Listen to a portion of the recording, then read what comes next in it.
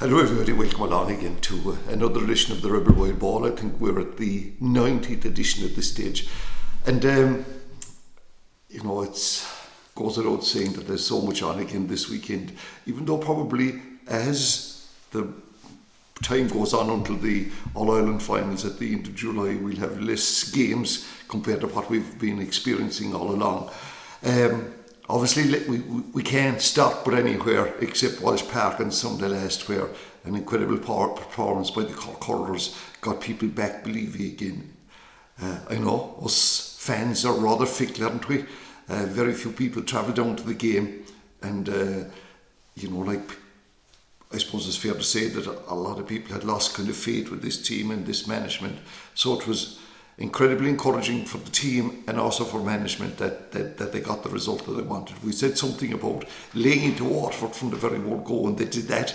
And, it puts them now in, I suppose, their destiny in their own hands, if you like. They're not going to qualify for the Munster final. That's done and dusted. It's going to be between Limerick and Clare.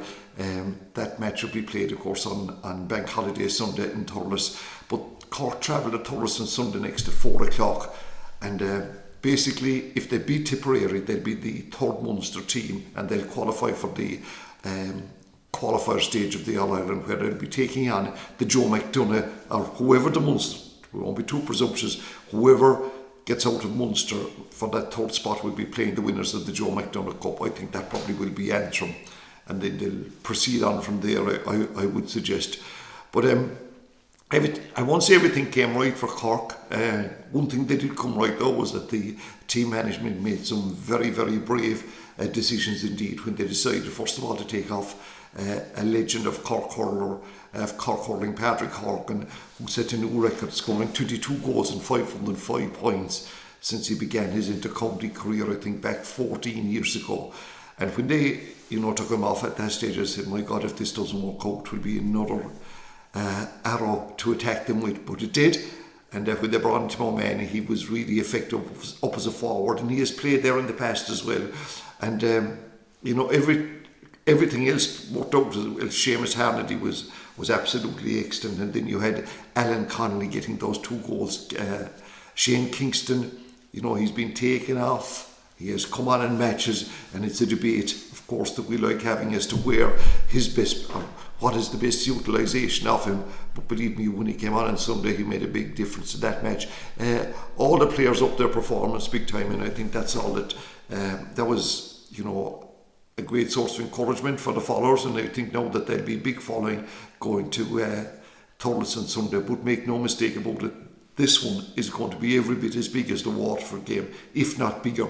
Tipperary are still involved in this. They have a mathematical chance of getting through. They're about 20 to 1. Not to beat Cork, but to qualify, it would involve Clare. They'd have to beat Cork by 7 or 8 points. Clare would have to beat Waterford. And by the way, that game also goes on at 4 o'clock. Both of them are being televised, RT1 and RT2. It's expected that Clare are not going to field a full team, so that Waterford might be expected to win there, but as has been proved on more times than once, going up to win is trying to get a draw or trying to get a win is really, really difficult. So yeah, good for the Cork hurlers, and hopefully now they'll get through on Sunday. I think they will. Other matches they're on in the Leinster Championship, then you've Laois playing Westmeath. That's only basically to decide who comes at the bottom of that grouping. Laois, Westmeath were, there was big noise about them having a drawing, I think, was it, with Wexford on Sunday last, but Wexford have capitulated, I would imagine. The big game, if you like, if there is such a thing, is the one between Galway and Dublin, and the other one between Kilkenny and Wexford. Mathematically, all of those 4 have a chance, right? But it will be probably Galway, and when it is done, Galway and Kilkenny will be in the Leinster final, and I would imagine Dublin will be the team that get them through in the 3rd spot. But did we ever think we'd be talking about real Tailteann Cup fixtures? And I think it's absolutely great that this competition is there. And forget about, people can be negative about these things and so on. It's a disgrace that there hasn't been a competition for the so-called weaker counties. And by the way, Cork, at this moment, I would say, are in, remember in the, was it World War I or II, there was no man's land in between. Well, there's a Sam Maguire and the Tailteann Cup, and there's a group of teams in there, maybe in no man's land. Cork are just above the Tailteann Cup, barely got over playing in it. But that, you know, that the competition itself for the counties there is incredible. When you look at some of the statistics of those counties, you know, winning 2 championship matches in the last 30 years is just not good enough. And the only problem with it this year is that it's kind of a knockout, if you like. Next year is going to be much better, or the plan is going to be much better, that they're going to be in groups and each team will get a number of matches. Anyway, this weekend you have Wicklow playing Waterford in Aughrim, and you have Offaly playing Wexford. That game goes on in Enniscorthy. So it's historic in one sense. Cavan are the favourites to win it, and of course there is a big prize here. It's a bit like the Europa League last night. The winners of this will be playing in the Sam Maguire next year. A match tonight, we have to mention the Cork Minor footballers who had put in an abysmal performance against Kerry. In their last game, only did they score any point from play. I don't think they did. Hammered all over the pitch. They get a chance to redeem themselves tonight against Tipperary in Thurles. That game throws in at 7 o'clock. Now, I've met 1 or 2 people who have made the comment that maybe Cork would be better off to be beaten here, in light of the fact that whoever wins this match will be playing Kerry on Wednesday week. That's the 1st of June. But I think if the old system is there, both of those, the provincial finals qualify for an All-Ireland quarter-final. So, you know, the more games this team gets, the better.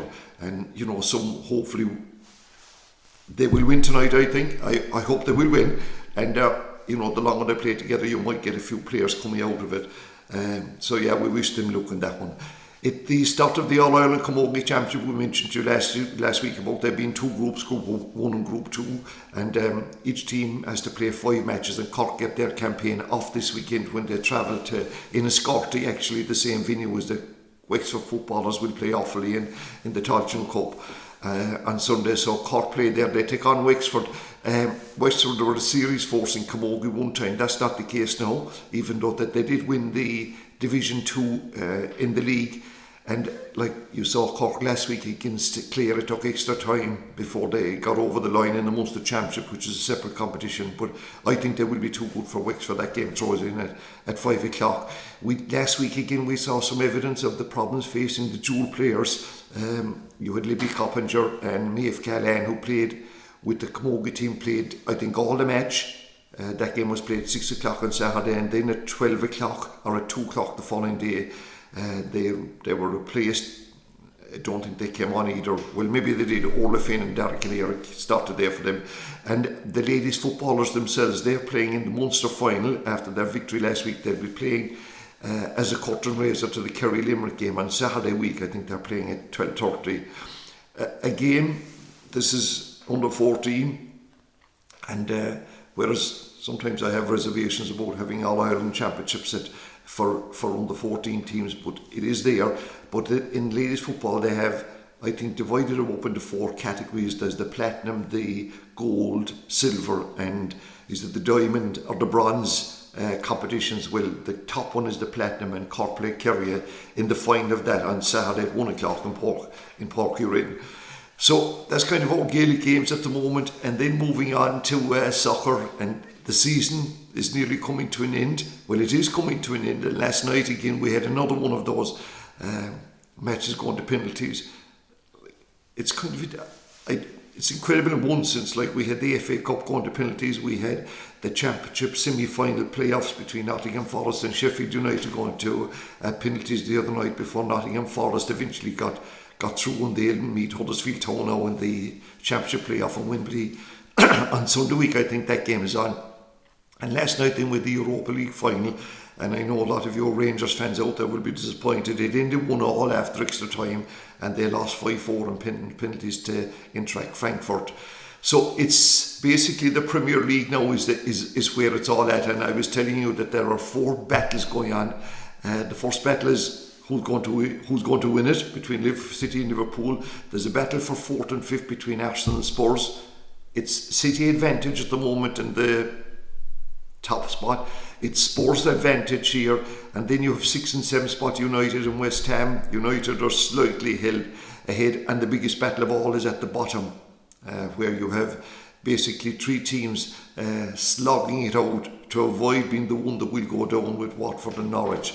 And to that end, there's 2 games tonight that have consequences for that relegation. You have Everton playing Crystal Palace and Aston Villa playing Burnley, and then Sunday all the matches at 4 o'clock.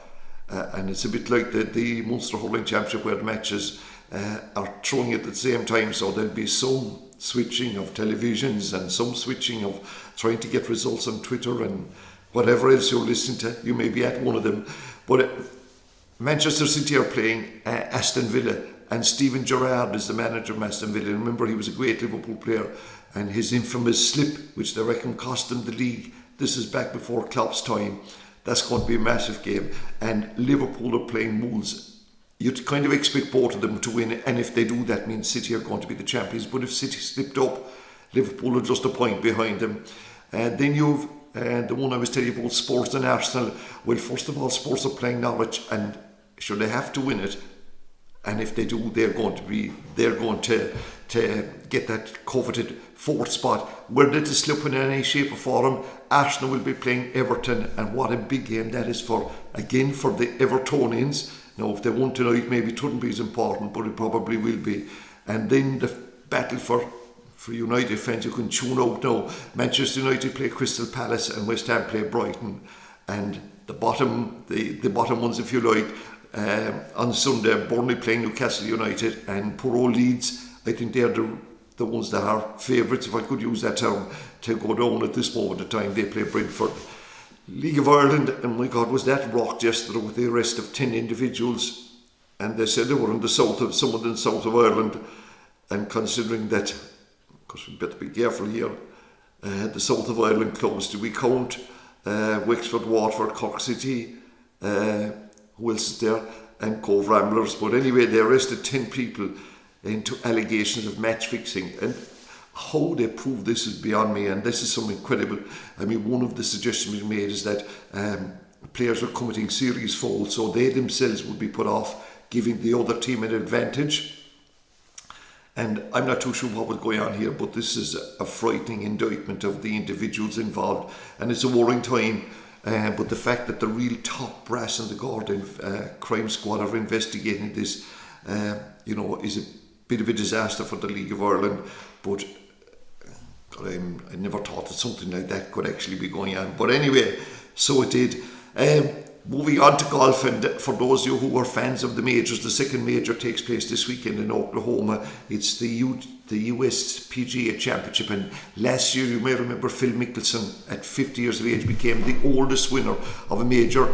He is not playing this year. I think he's still involved in some breakaway group that want to take Saudi money and set up another alternative tour.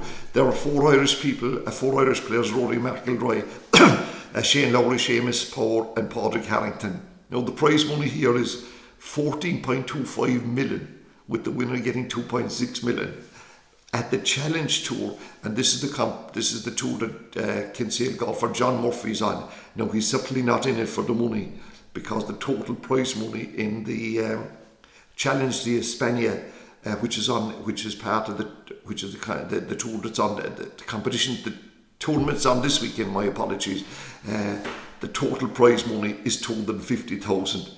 But the main reason why anybody would be taking these lesser tours is to try and get their tour card for the DP World Tour next season, and John Murphy's taking part in that, so there's a big difference between the prize money. And I've been asked to mention the Adrigole Golf Classic. Everything is relative, and that's taking place this Friday and Saturday in Glengariff Golf Club. What else we got? In rugby, it's obviously Leinster are moving ahead, and we'll be playing the the European final against La Rochelle. I presume that's on the week after next, but this weekend is the last round of the United Rugby Championship. Leinster play Munster. Like, this game really, it's the last round of games, and prior to the match being played at all, which is on Saturday evening at 7:15, I think it is, the match might be null and void. If it isn't, the advantages of Munster doing well is that they'd get a home quarter-final and maybe a home semi-final. So it's that competition, I think, has suffered greatly in the shadows of other rugby competitions. But anyway, Munster will be playing there. We'll be keeping an eye on that one. And finally, for those people that live in the islands, and there are 9 islands, I think, off the west coast, and they're taking part in an all-islands championship this weekend. This is the 23rd playing of it, and it's taking place in Bear Island. I think the population of Bear Island at the moment is about 180 residents. Well, that will increase considerably on Saturday when there's teams from the islands, and there's a ladies competition. There's, I think, 6 island teams that take part in this, and in the men's competitions there are 7. The finals, everything will take place in the one day. The majority of the ladies competition, well, all of them, the ladies games will be played in the morning. I think the final is at 12 o'clock and the men's final is at 6:10. Timing is absolutely so important in Bear Island. I would imagine the hostelries there might stay open a little bit longer, but I know that there's, and in terms of people wanting to get back, there's plenty opportunities for them with the ferries running, and there's 2 ferry companies that can take people over. So it's going to be a big day. By the way, the 2 finals are going to be carried live on Beara Community Radio. So well done to everybody. Now, you might say, like, where do these teams get the residency rule here may not be the strictest of all time. I think you can Tyke Furling actually could play in this competition once your parents or grandparents were born in the island. That will do. And I'd imagine that Bear Island might be one of the favourites for it. So anyway, until the next time, again, thanks so much for taking the trouble to tune in, or whatever the word we use. So till then, take care and mind yourself.